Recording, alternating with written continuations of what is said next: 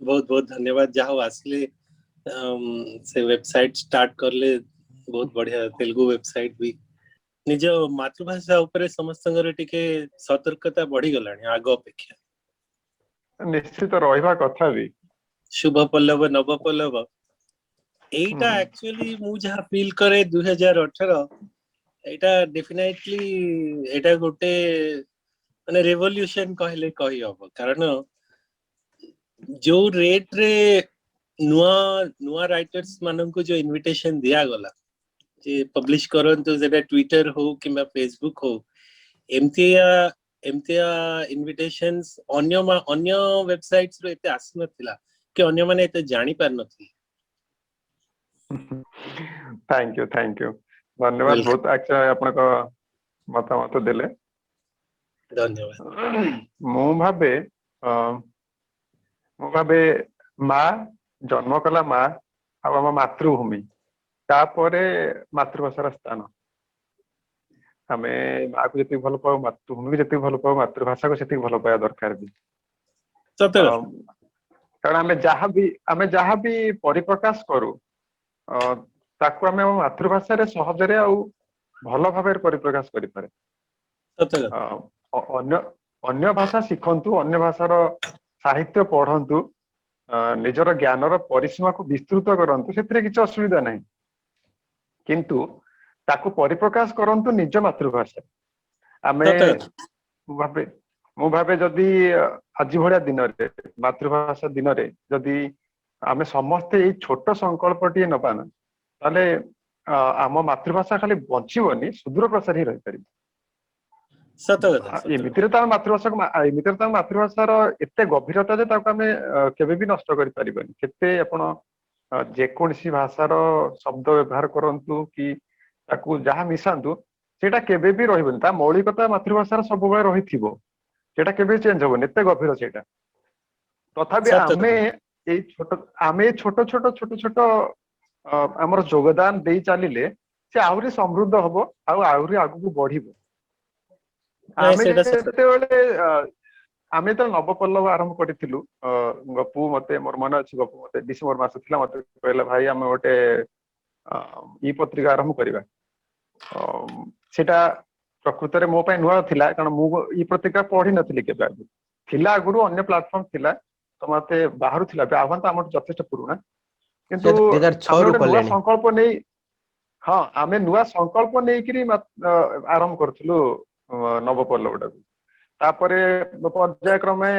सुविधा पे आम शुभ पल्लव को चेंज कलु ना को परिवर्तन कलु आउ शुभ पल्लव को बहुत अकुंठित भावे लोक माने माने सहयोग देइजंती से बढ़ी बढ़ी आसी बोधे आउ गोटे दीटा मास पर से 24-25तम इश्यू हम आमर माने पछकू बुली चाहिए गोटे लंबा समय अच्छी आगु को तो लंबा समय पड़ी बाट बहुत जीवाक अच्छे आमको हाँ ताऊ से संकल्प आमे जो संकल्प गोटे नहीं जे आमे हम मातृभाषा पई किछि करिवु नियारा ढंग रे करिवु जोटा कि समस्त पाखे पहुंची पारनी ताकू पहुंचेबू इंटरनेट माध्यम रे तार गोटे नुआ तार जोड़ी हेची शिशुराइज हमर जहा आतिर मोचन समय आशा करबो कि नवपल्लव शुभपल्लव जहा आदृत जमी आदृत लोक मान पाखे ये भी शिशुराइज सेमती आदृत हम भावुची आठ भल दिन है न पारे शिशुराइज को लोकार्पण कर एथिरे कले आमे देइचु पल्लवी को सब जगह दायित्व देइचु से सब जगह दायित्व संपादन करिवु आमे तो रछु ताकू केवल बढ़े चालू आगु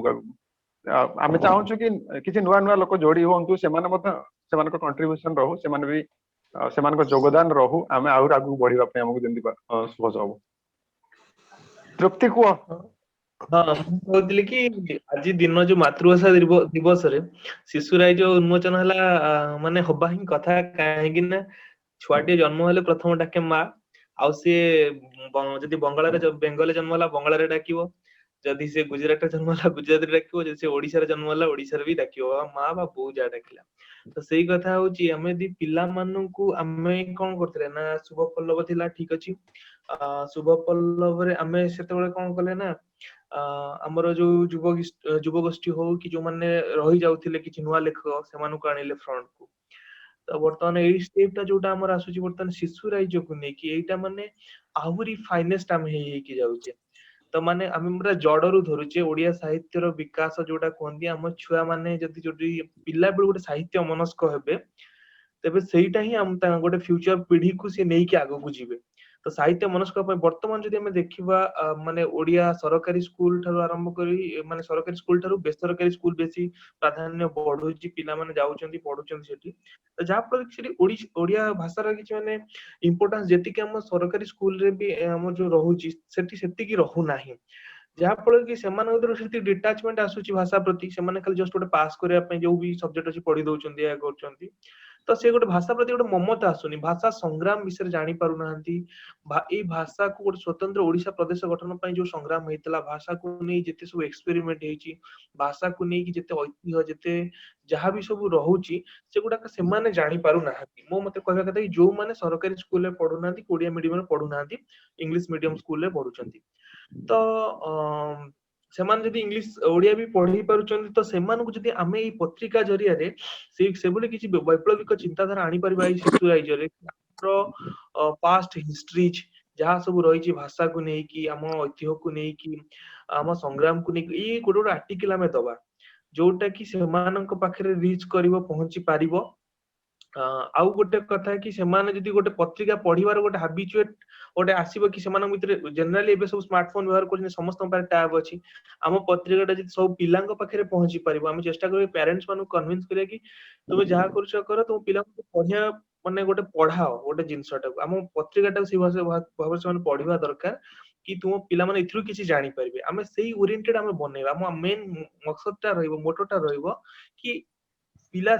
ପିଲାମାନଙ୍କୁ ସାହିତ୍ୟ ମନସ୍କ କରେଇବା। ମୁଁ ଦେଖୁଥିଲି ଆର୍ଟିକିଲ ବହୁତ ସାରା ମାନେ ବଡ ଲୋକଙ୍କର ବି ଲେଖା ଅଛି, କିନ୍ତୁ ଆମେ ଏମିତି କରିବା କି ବଡ ଲୋକଙ୍କ ଲେଖା ରହିବ ଯୋଉଗୁଡାକ ଶିକ୍ଷା ଦେଲା ଭଳି, ସେମାନଙ୍କୁ ଶିକ୍ଷିତ କଲା ଭଳି, ସେମାନଙ୍କୁ କିଛି ଜ୍ଞାନ ଦେଲା ଭଳି, ଆଉ କିଛି କିଛି କୋର୍ସ ଆମେ ମାନେ ପୋର୍ସନ ରଖିବା କି ଯୋଉମାନେ କି ପିଲା ତାଙ୍କ ଆଇଡିଆ ଏକ୍ସପ୍ଲୋର କରିପାରିବେ, ଆଉ ଏଟା ପିଲାଙ୍କୁ ନେଇକି ଚାଲିବ। ସେଇ ଟାଇପ ଆମେ କଲେ ଟିକେ ବହୁତ ବଢିଆ ହବ। ମୁଁ ଦେଖୁଥିଲି ଭଲ ହେଇଛି। ଭଲ ଡିସ୍କସନ ହେଲା ମୋ ମତରେ, ଭଲ ଭଲ ପଏଣ୍ଟ କିଛି ଜାଣିବାକୁ ମିଳିଲା ଆମକୁ। ଆମେ ଖାଲି ଶିଶୁ ରାଇଜ ପାଇଁ ନୁହଁ, ସବୁ ଆମର ଯେତିକି ଶୁଭପଲ୍ଲବ ଗ୍ରୁପରେ ଆମେ ବାହାର କରୁଛେ ସେଗୁଡା ତା ପାଇଁ ମଧ୍ୟ ଉପାଦେୟ ହବ। ଆଉ ହଁ ମୁଁ ଭାବୁଛି ଆମେ ସେ ଦିଗରେ ଭବିଷ୍ୟତରେ କାମ କରିବା, ଆଉ ତାଠୁ ଆଉ ଟିକେ ଉନ୍ନତ ମାନର କେମିତି ହେଇପାରିବ ଚେଷ୍ଟା କରିବା। ଯେମିତି ରାଜଶେଖର ଭାଇ କହିଲେ କି ବିଷ୍ଣୁଙ୍କ ସହିତ ଟିକେ ଯୋଗାଯୋଗ କରାଯାଇପାରେ ସେ ଇତିହାସ ସମ୍ବନ୍ଧୀୟ କିଛି ଆର୍ଟିକଲ ନବା ପାଇଁ। ଆଶିଷ ଭାଇନାଙ୍କ ସହିତ ତରଣୀ ସହିତ ହୁଏତ ମୁଁ କଥା ହେଇଯିବି, କିଛି ପ୍ରୋବ୍ଲେମ ଅସୁବିଧା ନାହିଁ ସେଥିରେ। ବାକି ଛୋଟ ଛୁଆ ମାନଙ୍କଠୁ କେମିତି ଆର୍ଟିକଲ ଗ୍ରହଣ କରାଯିବ ସେଇଟା ଟିକେ ବ୍ୟବସ୍ଥା କରାଯାଉ। ପିଲା ଅଛନ୍ତି ତ ପେଣ୍ଟିଂ ଫେଣ୍ଟିଂ କରନ୍ତି, ତାଙ୍କଠୁ ଆଣିକି ମୁଁ ମେଲ କରିଦେବି ଆପଣଙ୍କୁ। ଠିକ ଅଛି, ଅସୁବିଧା କିଛି ନାହିଁ। ସେଇଟା ତ ଭଲ ହବ, ଆମକୁ ଗୋଟେ ନୂଆ ଗୋଟେ କନଷ୍ଟାଣ୍ଟ ସେକ୍ସନ ମିଳିଯିବ କି ଆମେ ଛୁଆ ମାନଙ୍କର ଏଇ ଜିନିଷକୁ ଦେଖେଇ ପାରିବା। ଆଜ୍ଞା ଆଜ୍ଞା। ତା ସହ ସହ ଯଦି ସେମାନେ ଛୋଟ ଛୋଟ ଛୁଆ ଯାହା ବି ଲେଖୁଛନ୍ତି, ତାଙ୍କ ମନକୁ ଯାହା ବି ଆସୁଛି, ଯଦି ଲେଖୁଛନ୍ତି ସେ ଯାକ ବି ଆମେ ତାକୁ ସ୍ଥାନ ଦବା। କାରଣ ଏଥିରୁ ହିଁ ଯେମିତିକା ଧୀରେ ଧୀରେ ସେମାନେ ଲେଖିଲେ ହିଁ ସେମାନଙ୍କର ପ୍ରତିଭାଟା ପରିସ୍ଫୁଟ ହବ, ଆଉ ତାକୁ ଆମେ ପ୍ରମୋଟ କରିବା। ପିଲାଙ୍କ ଲେଖା ପାଇଁ ଯଦି ଆମେ ଚାହିଁବା କିଛି କବିତା ଆଣିବା ପାଇଁ, କି ଆମେ ଯୋଉ ମଝିରେ ମଝିରେ ଯେମିତି ଛାଡୁଛେ, ଧର ଗୋଟେ ଦେଇଦବା ବାପାକୁ ନେଇକି କବିତା ଲେଖା ଦିଅନ୍ତୁ, ପିଲାମାନେ ଯାହା ଦେଇଥିବେ ସେଟା ଗୋଟେ ଆମେ ସେ ଗୋଟେ ସାଇଟ ରୁ ଛାଡି ପାରିବା, ମାନେ ଟାସ୍କ ଦେଲା ଟାଇପ ର। ମା କୁ ନେଇକି ଆଚ୍ଛା, କିଛି ଧାଡି କବିତା, ପୃଥିବୀକୁ ଆମେ ନେଇକି ଟପିକ ଏଇ ବେସ୍ ଟାଇପ ର। ମାନେ ଛୋଟ ଛୋଟ ଟପିକ ବେସ୍। Topic based. ହଁ, ସେଇ ଯୋଉ ସେଥିରେ କଣ ନା ବାପାଙ୍କ ହେଡିଙ୍ଗ ରେ ବାହାରିଥିବ ତିନି ଚାରିଟା ପିଲାଙ୍କର ବାହାରିଥିବ, ଦି ଧାଡିଆ ଯାହାଙ୍କର ଲେଖା। ଏଇ ଟାଇପ ର ବି ଗୋଟେ କରିପାରିବା। ଭଲ କବିତା ଦେଲେ ବି ଗୋଟେ ପିଲାଙ୍କ ପାଇଁ 3-4ଟା ପେଜ ଆମେ ରଖିଦବା, 3-4ଟା ପେଜ ପିଲାଙ୍କ ପାଇଁ ରହିବ। ମାନେ ଚିତ୍ରକୁ ଛାଡିକି ଲେଖା ପାଇଁ କଥା 3-4ଟା ପେଜ ପିଲାଙ୍କ ପାଇଁ ଆମେ ଛାଡିଦବା। ନାଇଁ, କଥା ଠିକ ହେଲା ଠିକ କି ଠିକ। ଶିଶୁ ରାଇଜରେ ଅଧିକାଂଶ ଲେଖା ପିଲାଙ୍କର ରହିଲେ ଭଲ, କାହିଁକିନା ଆଚ୍ଛା, ଯେତେବେଳେ ପିଲାମାନେ ପଢିବେ ସେଇଟା ତା ଭଳିଆ ଗୋଟେ ସେଇଟା ପିଲା ସବୁଠୁ ଲେଖିଛି ଭଲ ସିଏ ବି ଯେ ଲେଖିବେ। ନାଇଁ ସେଇଟା ତ ସବୁଠୁ ଭଲ, ନୋ ଡାଉଟ। କିନ୍ତୁ ଆମକୁ ମାଗାଜିନ କୁ ଟିକେ ମାନେ କଣ କହିଲ, କଣ୍ଟେଣ୍ଟ ଭଲ କରିକି ରିଚ୍ କରିବାର ଅଛି, ବହୁତ ଜାଗାରେ ପହଞ୍ଚେଇବାର ଅଛି। ଆଜ୍ଞା ଆଉ ହଁ ମାଗାଜିନ ଟା ଗୋଟେ ପିଲାଙ୍କ ଲେଖା नो डाउट ପିଲାଙ୍କ ଲେଖା ତୁଳନାରେ ପିଲା ଲେଖା କଞ୍ଚା ଲେଖା ତ ତାକୁ ଆଜ୍ଞା ସେମାନେ ଶିଖିବା ପାଇଁ କି ଆମ କଣ୍ଟେଣ୍ଟ ବନେଇବାର ଅଛି ଗୋଟେ ସାଇଡରେ ଆଉ ଯୋଉ ଆ ଦ୍ୱାରା କଣ ହବ ନା ଆମେ ଯୋଉ ଏଇ ଯୋଉ ବନେଇଛେ ଆମ ଐତିହ୍ୟ ଆଉ ସଂସ୍କୃତିର ପ୍ରତି ଏପିସୋଡ ଗୋଟେ ମାସରେ ଆସିଲା ବେଳକୁ ଦେଖିବ ଗୋଟେ ଦିନ ଆସିଥିବ କି ଆମ ମ୍ୟାଟେରିଆଲ ଗୋଟେ ରେଫରେନ୍ସ ଆର୍ଟିକଲ ହେଇଯାଇଥିବ ଆମ ଶିଶୁରାଜ ପତ୍ରିକା ଗୋଟେ ରେଫରେନ୍ସ ମ୍ୟାଟେରିଆଲ ହେଇଯାଇଥିବ କିଛି ବର୍ଷ ପରେ ବହୁତ ଜିନିଷ ଆମେ ଏଥିରେ ରଖିଦେଇ ଯାଇଥିବା ଯାଠୁ ଏଇଟା କଣ ହବ ନା ପର ପିଢି ପାଇଁ କି ଗୋଟେ ସୋର୍ସ ହବ ସେମାନେ କିଛି ଜାଣିବା ପାଇଁ ସେମାନେ କିଛି ବୁଝିବା ପାଇଁ ତା ସହିତ ଆମେ ସାଇମଲଟେନିୟସଲି ଏଇଟା ଆମେ କରିପାରିବା ଗୋଟେ ଜିନିଷ ଏଇଟା ଆମେ ବି ମାନେ ସଂଗ୍ରହ କରି ରଖିଲା ଭଳିଆ ବି ଆମର ଏଇଟା ରହିବ ଗୋଟେ ଜିନିଷ ଆଉ ତାପରେ ଶିଶୁଙ୍କ ପାଇଁ ତ ପିଲାମାନେ ତ ଲେଖିବେ ତ ତାଙ୍କୁ ସେମାନେ ପଢିବା ପାଇଁ ବି ସେଭଳିଆ କଣ୍ଟେଣ୍ଟ ଦବାକୁ ପଡିବ ମାନେ ପିଲାମାନେ ପଢିବେ ନା ଖାଲି ଲେଖିବେ ତା ସହିତ ପଢିବେ ତ ତେଣୁକରି ଆମ ସେମାନଙ୍କୁ ବହୁତ ଜିନିଷ ଜାଣିବାର ଅଛି ଯୋଉ ଜିନିଷଟା ତ ସେଇଟା ଠିକ ଠାକ ଅଛି କିଛି ପ୍ରୋବ୍ଲେମ ନାହିଁ ଆଚ୍ଛା ଆଉ ଗୋଟେ କଥା କହୁଥିଲି ମୁଁ ଆଜ୍ଞା ଯୋଉ କଭର ପେଜ ତ ଆମେ କରୁନ କି ଆଜ୍ଞା ଠିକ ଅଛି ଏ ଇସ୍ୟୁ ତ ଛାଡି ଦିଅ ସେକେଣ୍ଡ ଏଡିସନ ବେଳକୁ କଭର ପେଜ ରେ ଯୋଉ ତମେ ଗ୍ରାଫିକ ରଖୁଛ ଚିତ୍ର ରଖୁଛ ହଁ ଯାହା ସେଇଟା ପିଲାମାନଙ୍କର ଯୋଉଗୁଡାକ ସେ ଆର୍ଟ କରୁଛନ୍ତି କି ଡ୍ରଇଂ କରୁଛନ୍ତି ସେ ଯାକ କଭରରେ ରଖିଲେ କେମିତି ହବ ସେଇଟା ତ ବହୁତ ବଢିଆ ହବ ଆକ୍ଚୁଆଲି କିନ୍ତୁ ଅସୁବିଧା ହଉଥିଲା କାରଣ ଷ୍ଟାର୍ଟିଂ ରୁ ଟିକେ ମିଳିବାଟା ଅସୁବିଧା ଥିଲା ନା ନା ଯୋଉଥିପାଇଁ ଏଇଟା କି ପ୍ରଥମ ଇସ୍ୟୁ ଛାଡି ଦିଅ ଆମେ ଯେହେତୁ ଏବେ ଷ୍ଟାର୍ଟ କରୁଛେ ହଁ ସେ ସବୁ ଜିନିଷ ଆମେ ଗ୍ରାଜୁଆଲି ଏଗୁଡାକ ଯୋଗ କରି ଯିବା ତ ମୁଁ କହୁଛି ସେଇ ଯାକ ଯୋଉଗୁଡାକ ପିଲାମାନେ ଦେବେ ଯଦି ତମେ ଗୋଟେ ଆର୍ଟ ପାଇଁ ଗୋଟେ ସେକ୍ସନ କରିବ ସେଇଥିରେ ସିଲେକ୍ଟିଭ ହଁ ଆର୍ଟକୁ ନେଇକିରି ତମେ କଭରରେ କି ବ୍ୟାକ ରେ ଦେଇପାରିବ ନା ହଁ ହଁ ନାଇଁ ସେଇଟା ତ କରିବାର ଅଛି ଶିଶୁରାଜ ଏଇ ପତ୍ରିକା ଏବେଠୁ ଷ୍ଟାର୍ଟ ହେଲା କିନ୍ତୁ ପୋର୍ଟାଲ ଆଗରୁ ଥିଲା ଆପଣ ଯଦି ସ୍କ୍ରିନରେ ଦେଖୁଥିବେ ପୁରୁଣା ବହିର ଲେଖା ଗୁଡା କିଛି ବି ରଖା ହେଇଛି ଯେମିତି କିି ଆଚ୍ଛା ଗଛ ଆଚ୍ଛା କାଠୁରିଆ ହଉ ବଣ ବଣିର ପୁରୁଣା ଲେଖା ନୂଆ ଲେଖା ଆଉ ଆଚ୍ଛା ପୁରୁଣା ଗପ ଏଗୁଡା ସବୁ ଶୁଭ ମଧୁସୂଦନ ପଲ୍ଲବରେ ରାଓଙ୍କ ବାହାରିଥିଲା ଗପ କି ବି ଭାଇ ହ୍ୟାଲୋ ଆଜ୍ଞା ମୁଁ କହିଲି ଏଗୁଡା ସବୁ ଆମର ଶୁଭ ପଲ୍ଲବରେ ବାହାରିଥିଲା କି ଆଗରୁ କେବେ ନାଇଁ ନାଇଁ ନାଇଁ ଏଇଟା ଶୁଭ ପଲ୍ଲବ ସହିତ କିଛି ନାହିଁ କିଛି ରିଲେସନ ନାହିଁ ନା ଆଚ୍ଛା ଆଚ୍ଛା ନାଇଁ ନାଇଁ ଆପଣ ସମସ୍ତଙ୍କୁ ବହୁତ ବହୁତ ଧନ୍ୟବାଦ ଆସିଲେ ଯୋଗ ଦେଲେ ଆଉ ନମସ୍କାର ବହୁ ଜଣ ବି ନମସ୍କାର ଯୋଗ ଦେବା ପାଇଁ କହିଥିଲେ କିନ୍ତୁ ସମୟ ଅଭାବରୁ ଯୋଗ ଦେଇ ପାରିଲେନି ମୁଁ କହୁଥିଲି କଣ ମଝିରେ ମଝିରେ ଏମିତିଆ ଯେତେବେଳେ ଗୋଟେ ଛୁଟି ଦିନ ମିଳୁଛି ଯେତେବେଳେ ସମସ୍ତଙ୍କୁ ସମୟ ହବ ଏମିତି ଗୋଟେ ଗୋଟେ ଛୋଟ ଛୋଟ ସାହିତ୍ୟ ଆସର ଟିକେ କଲେ ଗୋଟେ ଭଲ ଗେଟ୍ ଟୁଗେଦର ବି ହୁଅନ୍ତା ଆଉ ଫ୍ୟୁଚର ପ୍ଲାନିଂ ମଧ୍ୟ ହେଇଯାଆନ୍ତା ଆପଣଙ୍କର କଣ ମତାମତ ଏଥିରେ ହଁ ଆମେ ଚେଷ୍ଟା କରିବା ମାସକୁ ଆଟଲିଷ୍ଟ ଥରେ ଥରେ କରିବା ପାଇଁ ହଁ ସେଇଆ ଗୋଟେ ଥର ଆଟଲିଷ୍ଟ ହଁ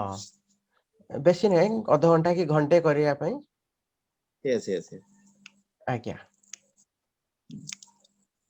ଓକେ ହଉ ଭାଇ